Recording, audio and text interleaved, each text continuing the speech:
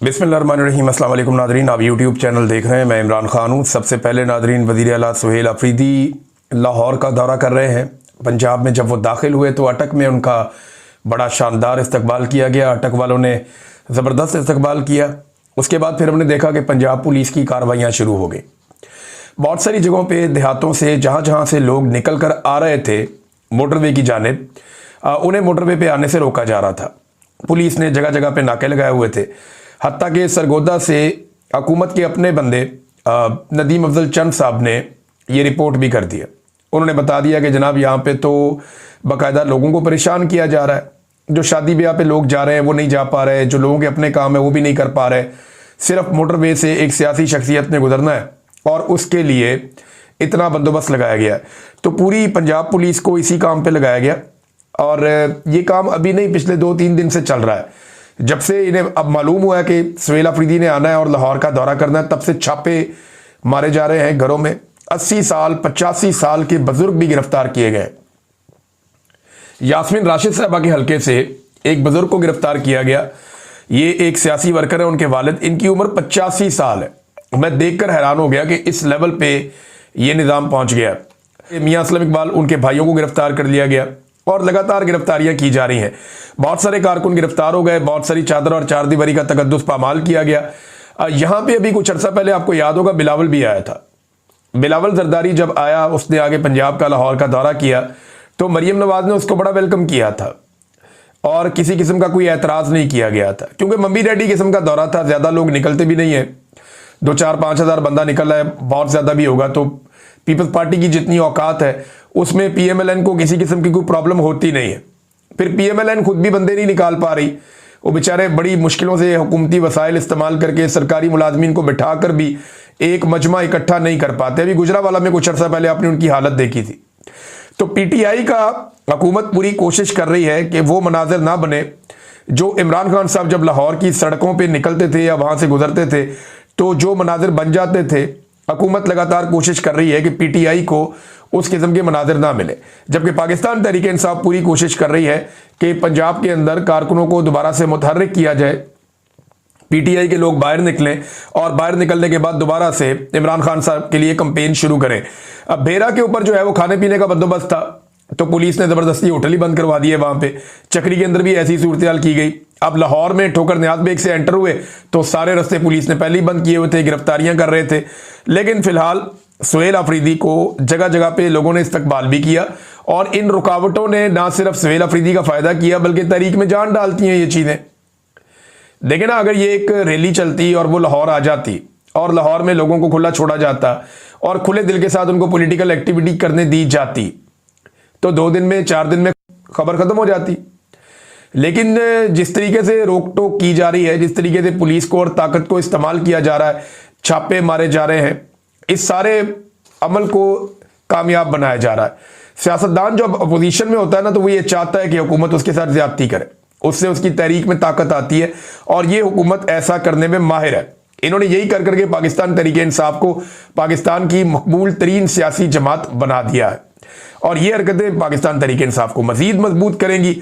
बहरहाल मोटरवे पे आने वाली सड़कें भी बंद थी, बाकी जगह भी बंद थी, लेकिन इसके बावजूद ठीक ठाक सुहेल अफरीदी का इस्तकबाल चल रहा है। इन्होंने बहुत सारी जगहों पे जाना है। सुहेल अफरीदी ने कोट लखपत जेल में भी इन्होंने जाना है, जो असीरान है उनको मिलने के लिए बहुत सारे लोगों के घरों में भी जाना है, बहुत सारे कारकुनों से इन्होंने मुलाकातें भी करनी है। रात को लिबर्टी चौक में 9 बजे के करीब सुहेल अफरीदी और इनके साथी जाएंगे। अब देखते हैं कि लिबर्टी चौक में पाकिस्तान तहरीक इंसाफ बहुत पहले इकट्ठा हुआ करते थे, अभी क्या सूरत हाल बनेगी लिबर्टी चौक में और बाकी जगहों पे, ये हम आपको रिपोर्ट कर देंगे। जो सुबह आप वीलॉग देखेंगे उसमें सारी चीज़ें, सारी तफसीलात आपके सामने आ जाएंगी। अब नादरीन, एक इस्तकबाल बांग्लादेश में भी हुआ है। बांग्लादेश में जो इस्तकबाल हुआ वो तारिक रहमान साहब का इस्तकबाल है और ये 17 साल के बाद एक ऐसे सियासी रहनुमा हैं जो 17 साल के बाद वापस बांग्लादेश की सरजमीन पर आए हैं।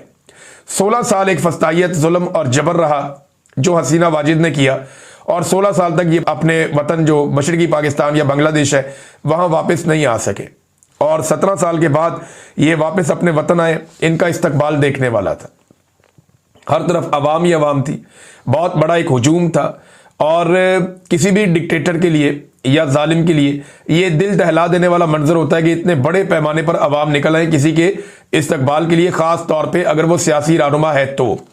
और इस बात की तवक्को की जा रही है कि आने वाले इलेक्शन में तारिक रहमान साहब या जो खालिदा ज़िया साहिबा हैं उनकी पार्टी ही इलेक्शन जीतेगी और वो बड़ी वाज़ेह अक्सरियत के साथ आएंगे और अपनी हुकूमत बना लेंगे बांग्लादेश में। और अगर इनको 2/3 अक्सरियत मिल जाती है तो जो कुछ भी वैसे किया गया है हसीना वाजिद की जानिब से बांग्लादेशी कवानीन के साथ और आइन के साथ और चीज़ों के साथ, उन सारों के रिवर्स होने का वक्त तो बहुत पहले आ गया था, लेकिन बाकायदा वो रिवर्स होना शुरू हो जाएंगी। फरवरी में वहां पे इंतखाबात हैं। अब ऐसा इस्तकबाल पाकिस्तान में किसका हो सकता है? एक ही आदमी है। नवाज शरीफ जब पाकिस्तान वापस आए तो उनके तोते उड़ गए थे कबूतर उड़ाने के चक्कर में, और पिछली दफा जब पाकिस्तान आए थे तो उनका भाई भी एयरपोर्ट उनको लेने नहीं गया था। तो नवाज शरीफ साहब की तो कहानी खत्म है। बेनज़ीर भुट्टो एक ऐसी लीडर थी जिनका आखिरी मरतबा इस्तकबाल हुआ था। उसके बाद से बार बार बिलावल को लॉन्च किया जाता है, कभी जरदारी को लॉन्च किया जाता है, कभी आसिफा जरदारी को लॉन्च किया जाता है, लेकिन पब्लिक का रिएक्शन नहीं आता, पब्लिक रिस्पॉन्ड नहीं कर रही प्रॉपर तरीके से। इमरान खान वो वाहिद आदमी है जो अगर निकला जेल से बाहर तो फिर आप इससे भी बड़ा इस्तकबाल देखेंगे। मैं आपको गारंटी करके कह रहा हूं कि इमरान खान अगर बनी गाला की तरफ चलेंगे तो अडियाला जेल से लेकर बनी गाला तक अवाम ही अवाम होगी। इमरान खान अगर लाहौर की जानिब चलेंगे तो 10 से 20 किलोमीटर में सिर्फ आपको अवाम ही अवाम नजर आएगी और कुछ नजर नहीं आएगा। ये लोग इमरान खान के साथ एक समंदर अवाम का चलेगा, मुझे इस बात का पता है। अल्टीमेटली बाहर तो आ जाना इमरान खान ने, हमेशा निजाम कभी किसी को अंदर रख नहीं सकता, जितनी भी ज्यादती कर ले। जब इमरान खान साहब बाहर आएंगे तो पाकिस्तानी अवाम उनके साथ खड़ी होगी। अब पंजाब के अंदर प्रॉब्लम यह है कि जिनकी हुकूमत बनाई गई है वो मकबूल नहीं है और जो मकबूल है उन्हें दबाया जाता है, हत्ता के सहाफ़ियों को भी पकड़ लिया जाता है। आगा शेख सरवर साहब जो है वो रिहा हो गए हैं, ये बड़ी अच्छी खबर है। राय गुलाम अली साहब भी रिहा हो गए हैं और ये दोनों बड़े अच्छे नौजवान हैं। आगा शेख सरवर साहब ने बहुत कम वक्त में बहुत अच्छा काम किया है और वो आवाज़ सुनाई जिसे पाकिस्तान का मीडिया नहीं सुना पा रहा। पाकिस्तान के लोगों से वो बातचीत की जो पाकिस्तान का मीडिया नहीं कर पा रहा और वो सोशल मीडिया के जरिए अवाम तक ये मालूमात पहुंचाते रहे। तो आगा शेख सरवर साहब ने बताया कि उन पर तशद्दुद किया गया और उन पर दबाव डाला गया कि वो मरियम नवाज से माफ़ी मांगे, लेकिन उन्होंने माफ़ी नहीं मांगी। और ये भी कहा गया कि अडियाला जेल के बाहर क्यों जाते हो, यानी इससे बहुत तकलीफ है हुकूमत को, और अलीमा खान के साथ तुम्हारे क्या ताल्लुकात हैं। इस किस्म की बातें जो हैं वो आगा शेख सरवर साहब के साथ की गई। सोराब बरकत साहब अभी भी गिरफ्तार है, उन्हें ये हुकूमत छोड़ने पर तैयार ही नहीं है। एस्टेब्लिशमेंट जो है वो एक के बाद एक केस बना देती है। अब हाई कोर्ट के अंदर पिछले हफ्ते केस लगा तो जज साहब ने जाती वजूहात की बुना पर केस सुनने से इनकार कर दिया। अब दोबारा केस लगा तो इस मर्तबा जो सरकारी इदारा है NCCIA वो लोग पेश ही नहीं हुए, वो आए ही नहीं, और दोबारा जो तारीख डाल दी गई वो 5 जनवरी तक की डाल दी गई है, यानी 10 दिन बाद की तारीख डाल दी गई। ये ऐसी डिटाई और बेशर्मी पाकिस्तान में हो रही है कि इससे पहले हमने नहीं देखी। सोराब बरकत साहब को रिहा किया जाना चाहिए।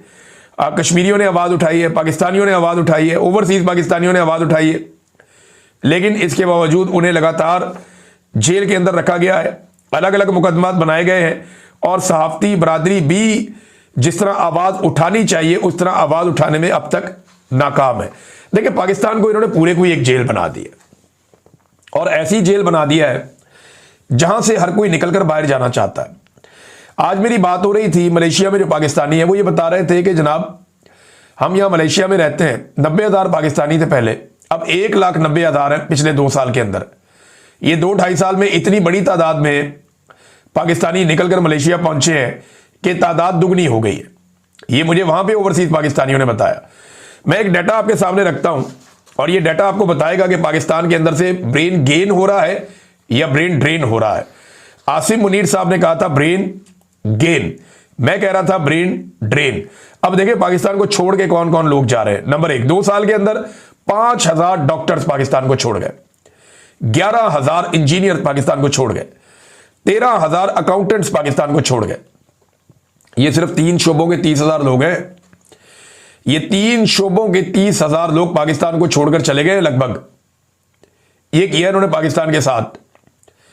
और अगर आपको मैं 4-5 शोबे और शामिल करूं तो कम से कम 1 लाख ऐसे टेक्निकल लोग हैं या माहिर लोग हैं अपने अपने शोबे के अंदर जो पाकिस्तान को छोड़कर पाकिस्तान से बाहर चले गए।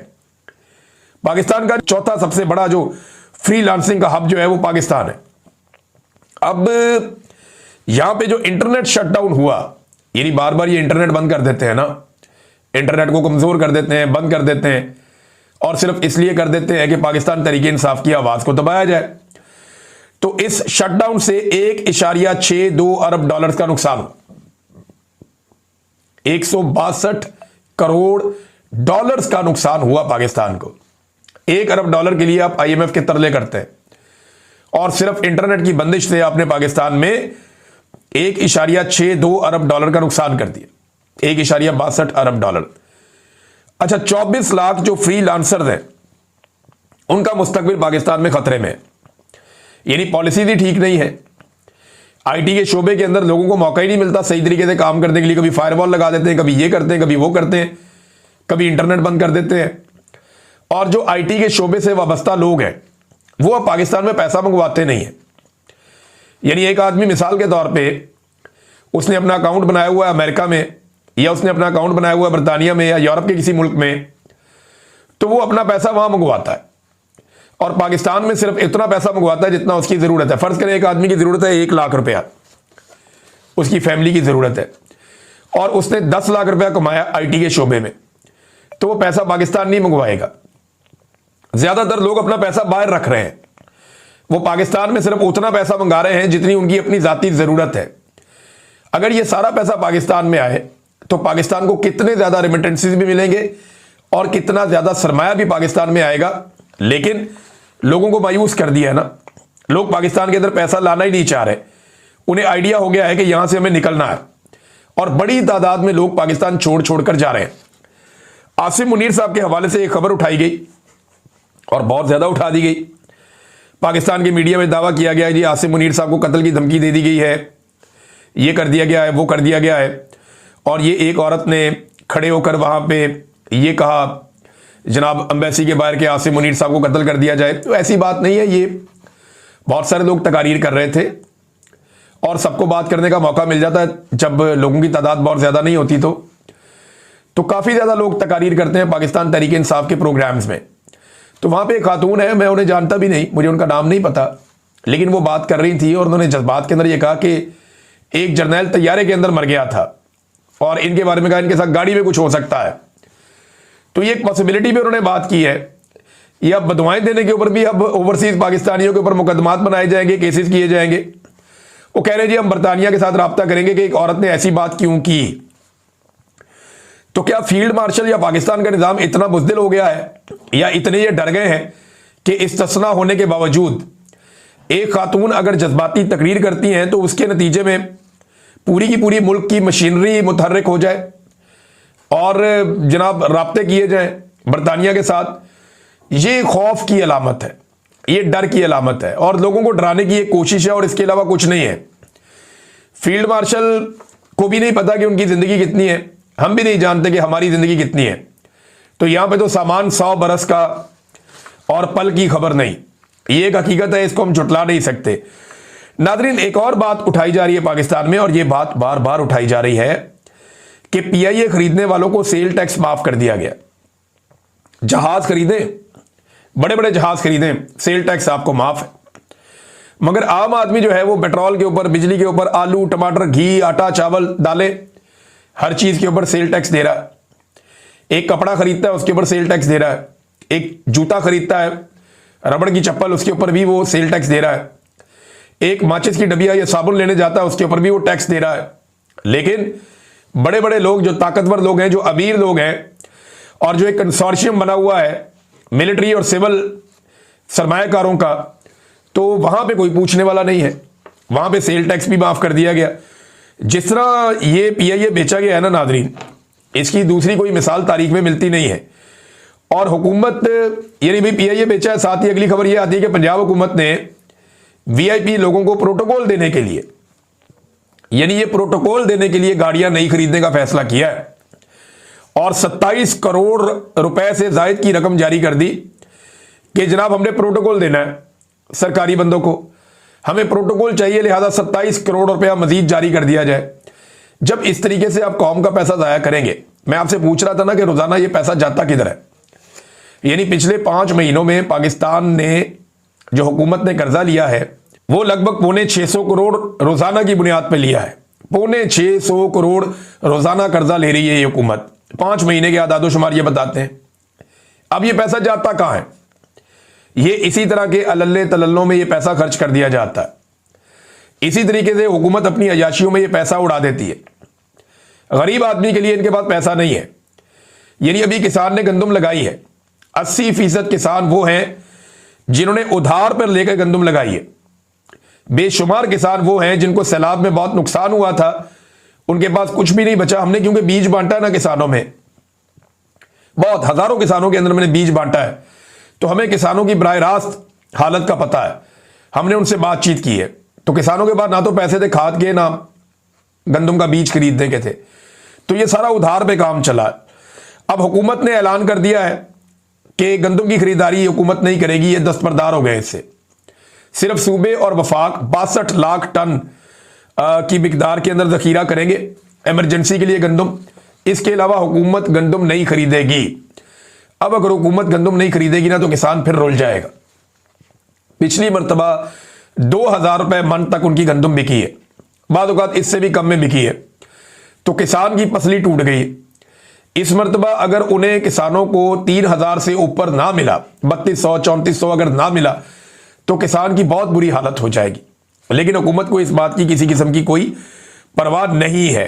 नाज़रीन, एहसन इकबाल साहब वाला एक मामला हुआ था रात को, गुज़िश्ता रात। तो एहसन इकबाल साहब ने जो पहले बात बताई कि बच्चे आ गए थे, सोशल मीडिया पे बात फैलाई गई और एक मौक़िफ़ ये दिया। अब दूसरा मौक़िफ़ दे दिया, नहीं कुछ शख्स वहां पे बैठा हुआ था और वो गर्म हो गई, उनकी लड़ाई हो गई। भाई अगर बंदों की लड़ाई होगी, वफाकी वजीर बैठा हुआ है, वो तो एक उंगली के इशारे से चुप करवा सकता है। तो ऐसा तो नहीं हुआ।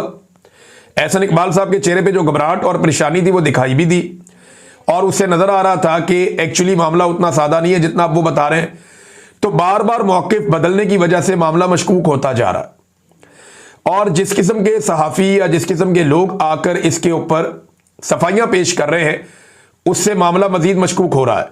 कुछ तो हमारे दोस्त सहाफ़ी ऐसे हैं जो बाकायदा मशवरा दे रहे थे कि ये हुआ होगा, ये हुआ होगा, तो ये वाला मौक़िफ़ आप अपना लें, ये क्यास बड़ा ज़बरदस्त रहेगा, इसको इस तरह कर लें। कुछ बेचारे इस तरह के मशवरे भी दे रहे थे। तो मेरे ख्याल में एहसन इकबाल के साथ कुछ तो ऐसा हुआ है जिसको पर्दा डालने की कोशिश की जा रही है, जिसको छुपाने की कोशिश की जा रही है और कोशिश ये है कि किसी को पता ना चले।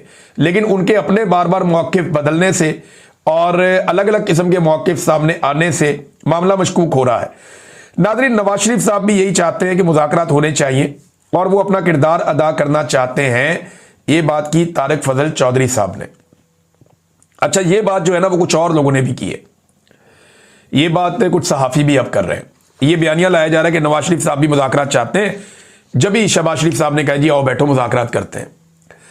लेकिन नवाज शरीफ साहब को इस वक्त मुज़ाकरात सूट नहीं करते। उन्हें यह सूट करता है कि कुछ ना कुछ करके किसी ना किसी तरह जो है वो इस हुकूमत को लंबा किया जाए और इमरान खान साहब से किसी तरह जान छुड़ाई जाए, जो वो ख्वाहिश का इजहार ऑफ द रिकॉर्ड करते भी रहते हैं। लेकिन मुज़ाकरात अगर वो करेंगे तो लाजमी बात है कि पाकिस्तान एक नए इलेक्शन की तरफ जाएगा और नवाज शरीफ कभी भी एक नए इलेक्शन में इस सूरत हाल में नहीं जाना चाहेंगे। हाँ, ये एक बयानिया जरूर बनाया जा रहा है। अगर तो नवाज शरीफ साहब सच्चे दिल से चाहते हैं कि वो मुज़ाकरात करें तो उन्हें फौरी तौर पर 2 लोगों से मुलाकात करनी चाहिए। वही साबित हो जाएगा कि नवाज शरीफ मुज़ाकरात चाह रहे हैं या नहीं चाह रहे। नंबर 1, नवाज शरीफ साहब मुलाकात करें महमूद खान अचकज़ई साहब से और नंबर 2 वो मुलाकात करें अल्लामा राजा नासिर अब्बास साहब से। इन 2 लोगों से वो मुलाकात करें। असद कैसर साहब भी इस मुलाकात में शामिल हो सकते हैं और अगर इमरान खान साहब नहीं कहते तो ना शामिल हो, लेकिन इन 2 लोगों से मुलाकात करें और फिर इनको अलाउ करें कि ये जाकर इमरान खान साहब से मुलाकात करें। फिर तो बात बन सकती है, फिर तो मुज़ाकरात हो सकते हैं। अब इस वक्त हुकूमत मुज़ाकरात का कह क्यों रही है? देखिए, एस्टेब्लिशमेंट ने कुछ नए कारनामे करने हैं। इसमें फौज को गजा भेजने वाला मामला भी है मुबैना तौर पे कि ये काम इन्हें करना पड़ेगा और ये इनकी अपनी ख्वाहिश भी है। दूसरा, आर्मी चीफ का जो इस्तिस्ना वाला मामला है उसमें जो उलमा इकराम खड़े हो गए हैं तो ये भी एक दबाव बन गया है। अगर ये तहरीक उलमा इकराम की चल जाती है तो पीटीआई को रोकना भी मुश्किल हो जाएगा और तहरीक तहफ़्फ़ुज़ आईन पाकिस्तान अगर खड़ी हो जाती है तो ये एक नई मुसीबत बन जाएगी। ऐसी सूरत हाल में मुज़ाकरात के ज़रिए से थोड़ा सा एंगेजमेंट की जाए, इसको यहां एंगेज करो, इसको यहां एंगेज करो, ये एक पॉलिटिकल स्ट्रेटजी हो सकती है। नवाज शरीफ साहब नए इलेक्शन की तरफ किसी सूरत नहीं जाएंगे और ना वो नए इलेक्शन की तरफ जाना चाहेंगे, क्योंकि नए इलेक्शन में उनकी सियासी मौत है। नादरीन, एक बड़ी शख्सियत पाकिस्तान तशरीफ लाई हैं, शेख मोहम्मद बिन जैद अल नहयान। ये पाकिस्तान आए, इनके दौरे पर नजर रखेंगे, हम देखेंगे, क्योंकि रीजनल डेवलपमेंट्स बहुत ज्यादा हो रही हैं, इसराइल को लेकर, सूडान को लेकर, लीबिया को लेकर, पाकिस्तान को लेकर, यूएई को लेकर, सऊदी अरब को लेकर, काफ़ी रीजन में जो है वो डेवलपमेंट्स हो रही हैं। इन पे हम बात करेंगे बाद में। अब तक के लिए इतना ही। अपना ख्याल रखिएगा, अपने इस चैनल का भी। अल्लाह हाफिज़।